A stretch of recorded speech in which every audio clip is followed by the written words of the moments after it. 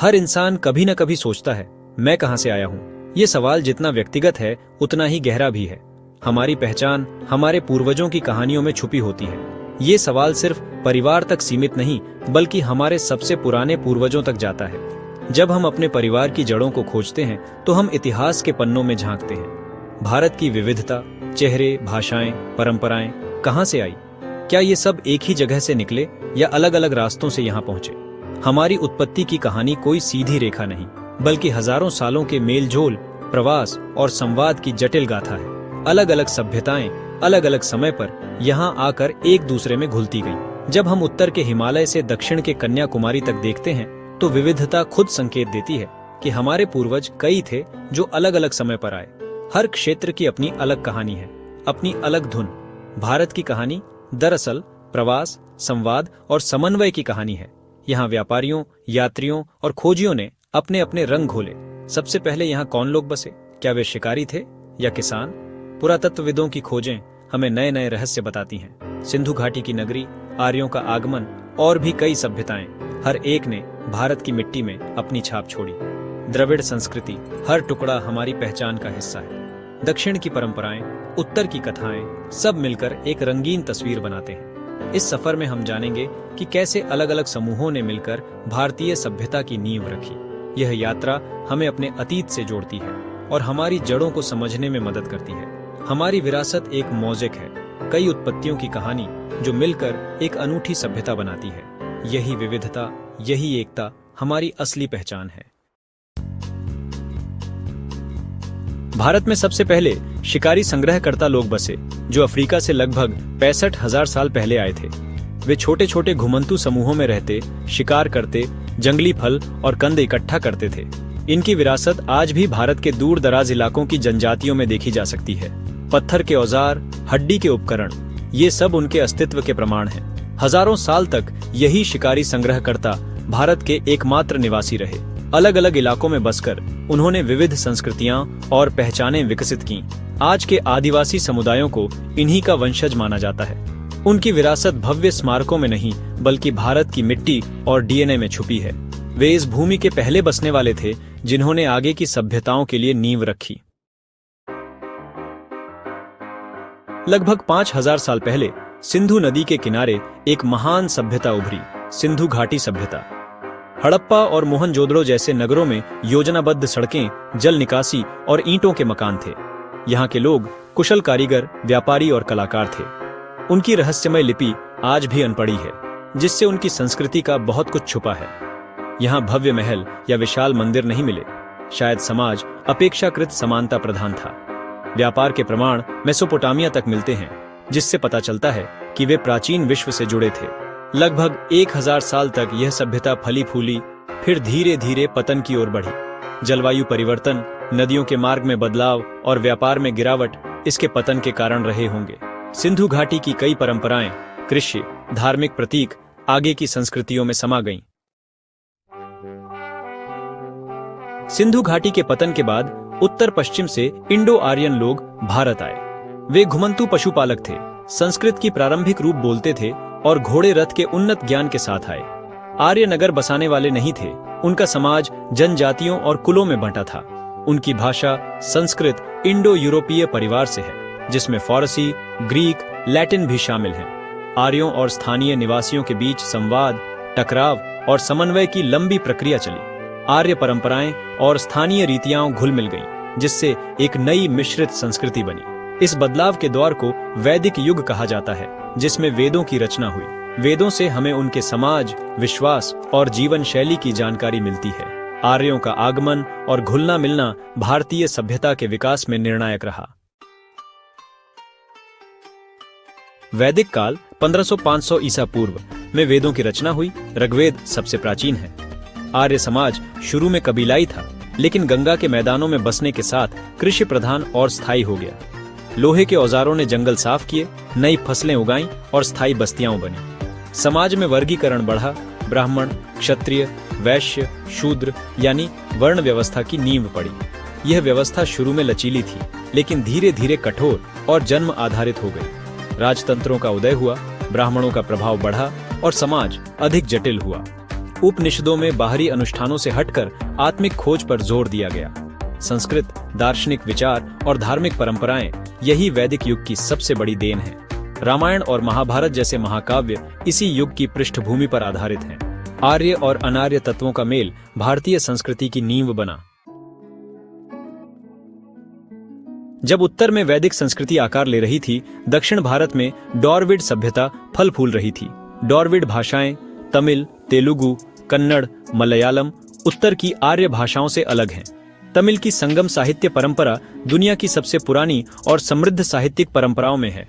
Chola, chair, Pandya जैसे राजवंशों ने दक्षिण पर शासन किया और समुद्री व्यापार को बढ़ावा दिया। दक्षिण के नगर, बंदरगाह, कला और संगीत में डॉर्विड संस्कृति की झलक मिलती है।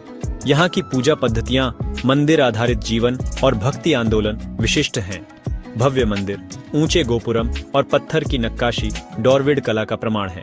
डॉर्विड विरासत ने भारत को भाषाओं, दर्शन, कला और सामाजिक रीति रिवाजों से समृद्ध किया। उत्तर दक्षिण संवाद हमेशा चलता रहा, विभाजन से ज्यादा मेल जोल रहा।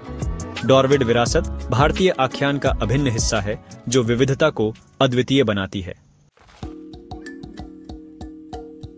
भारत की कहानी सिर्फ आर्य और डॉर्विड तक सीमित नहीं है। ये भूमि हमेशा से विविध संस्कृतियों और समुदायों का संगम रही है, जहां समय समय पर अलग अलग समूहों ने आकर अपनी छाप छोड़ी है। एशिया के चौराहे पर स्थित होने के कारण यहाँ लगातार नए लोग आते रहे। भारत की भौगोलिक स्थिति ने इसे एक प्राकृतिक मिलन स्थल बना दिया, जहां पूर्व और पश्चिम की संस्कृतियां टकराईं और घुल मिल गईं। उत्तर पूर्व में तिब्बतो बर्मन भाषाएं बोलने वाले लोग बसे, जो तिब्बत और चीन से आए। इन समुदायों ने अपनी अनूठी परंपराएं, रीति रिवाज और भाषाएं भारत के सांस्कृतिक ताने बाने में जोड़ी। फारसी, यूनानी, शकों, पहलवों, कुषाणों जैसे मध्य एशिया के समूहों ने भी भारत में राज्य बनाए। इनका प्रभाव कला, स्थापत्य और प्रशासन में आज भी देखा जा सकता है। कुषाणों ने बौद्ध धर्म को संरक्षण दिया और भारत को सिल्क रूट से जोड़ा। इससे व्यापार, विचार और धर्म का आदान प्रदान हुआ, जिसने भारतीय समाज को और समृद्ध किया। ईसाई, यहूदी, पारसी सभी ने भारत में शरण पाई और समाज का हिस्सा बने। इन समुदायों ने अपने धार्मिक और सांस्कृतिक योगदान से भारत की विविधता को और बढ़ाया। 8वीं सदी से अरब, तुर्क, अफगान, मुगल आए और इस्लाम का प्रसार हुआ। इनके साथ व्यापार, विज्ञान, साहित्य और स्थापत्य की नई धाराएं भी भारत में आईं। दिल्ली सल्तनत, मुगल साम्राज्य, इनसे नई कला, स्थापत्य, संगीत और भाषा, उर्दू का जन्म हुआ। इनका प्रभाव आज भी भारतीय संस्कृति में गहराई से महसूस किया जाता है। ये समूह भारतीय समाज में घुल मिल गए और विविधता को और गहरा किया। हर समुदाय ने अपनी पहचान बनाए रखते हुए भारतीयता को एक नया आयाम दिया। भारत की आबादी अनगिनत जातीय और सांस्कृतिक धाराओं का मिश्रण है। यही इसकी सबसे बड़ी ताकत है। यह विविधता ही भारत को अनूठा बनाती है और इसकी पहचान को विश्व में अलग स्थान दिलाती है। इतनी विविधता के बावजूद भारत को एक सूत्र में क्या बांधता है? क्या कारण है कि इतनी भाषाएं, धर्म और परंपराएं होते हुए भी यह देश एकजुट रह पाया है? इसका उत्तर सांस्कृतिक संबंधों और साझा अनुभवों की लंबी ऐतिहासिक प्रक्रिया में है। सदियों से भारत के लोग त्योहारों, संगीत, नृत्य और साहित्य के माध्यम से एक दूसरे से जुड़े रहे हैं। तीर्थ यात्रा के नेटवर्क, साझा धार्मिक और दार्शनिक विचार और महान साम्राज्य, इन सब ने एकता को बढ़ाया।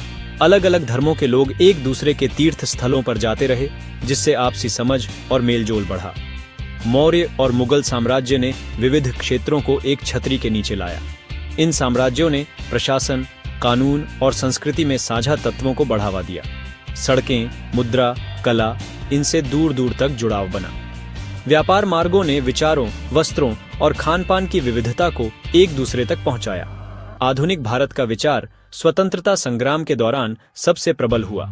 इस आंदोलन ने सभी वर्गों, जातियों और धर्मों के लोगों को एक साझा लक्ष्य के लिए एकत्र किया। ब्रिटिश शासन ने पहली बार पूरे उपमहाद्वीप को एक राजनीतिक इकाई में संगठित किया। रेल, डाक और प्रशासनिक ढांचे ने दूर दराज के क्षेत्रों को जोड़ा। गांधी, नेहरू, पटेल जैसे नेताओं ने विविधता में एकता का विचार आगे बढ़ाया। उन्होंने सभी भारतीयों को एक साझा राष्ट्रीय पहचान के लिए प्रेरित किया। 1947 में स्वतंत्रता के बाद संविधान ने विविधता को संरक्षण और मान्यता दी। इसमें सभी धर्मों, भाषाओं और संस्कृतियों को बराबरी का स्थान मिला। संघीय ढांचे ने राज्यों को अपनी पहचान बनाए रखने की आजादी दी। हर राज्य अपनी भाषा, संस्कृति और परंपराओं को गर्व से आगे बढ़ा सकता है। भारत की एकता भिन्नताओं को मिटाने पर नहीं, बल्कि उन्हें समाहित करने पर आधारित है। यहाँ विविधता को कमजोरी नहीं, बल्कि ताकत माना जाता है। भारतीय पहचान परतदार है। कोई एक व्यक्ति तमिल, मुस्लिम और भारतीय एक साथ हो सकता है। यही बहुलता भारत की आत्मा है, जो इसे अनूठा बनाती है। भारत की उत्पत्ति की कहानी असल में मानव प्रवास, संवाद और समन्वय की गाथा है। शिकारी संग्रहकर्ता, सिंधु नगरों के निर्माता, वैदिक आशी, डॉरविड सम्राट, हर किसी ने योगदान दिया। भारत पर किसी एक समूह का स्वामित्व नहीं, ये सबका साझा देश है। विविध उत्पत्तियों की समझ हमें संकीर्ण विचारधाराओं से बचाती है। भारत की ताकत उसकी नई चीजों को आत्मसात करने की क्षमता में है। हमारे भोजन, भाषाएं, आस्थाएं सब विविधता की पहचान है। हमारे पूर्वज अफ्रीका, मध्य एशिया, पूरब और उपमहाद्वीप के दिल से आए। यह समृद्ध विरासत हमारी साझा संपत्ति है, गर्व और एकता का स्रोत। भारत की एकता साझा इतिहास और भविष्य के प्रति सामूहिक प्रतिबद्धता पर टिकी है। हमारी उत्पत्ति की कहानी इस बात का प्रमाण है कि हम हमेशा बहुतों से बने एक लोग रहे हैं